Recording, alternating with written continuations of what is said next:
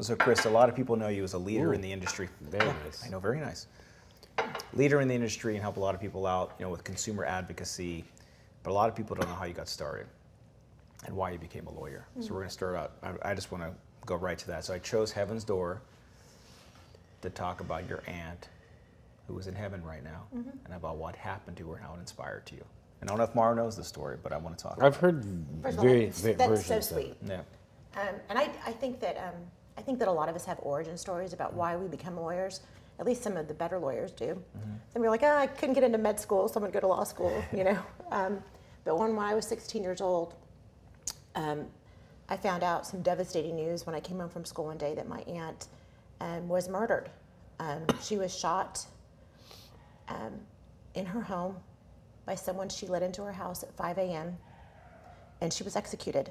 She was shot through the screen door and then a bullet to the back of the head.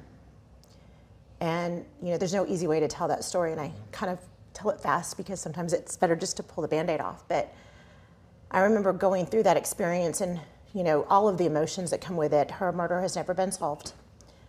And it was in that period of time when I knew that I thought the death penalty was wrong because I wanted to kill the person that did this to my aunt. Wow. And to have those kinds of feelings of rage and anger in you is not acceptable. And I drew on my faith. I'm Greek Orthodox. I drew on my family. And, we have, just been waiting for justice for her. How many years? It's been almost 40, 37 years. And where was this? In what city? So she was in San Diego. She moved out to California from Michigan when she was in her early 20s. She's a former beauty queen, Miss Grand Rapids. We lived in Texas. And she was an entrepreneur. She was a strong woman, community leader, a seroptimist, mentored other women entrepreneurs. And they think that it was a love triangle. My family knows who did it. We are certain we know who did it. But there was no DNA. The shell casings were taken.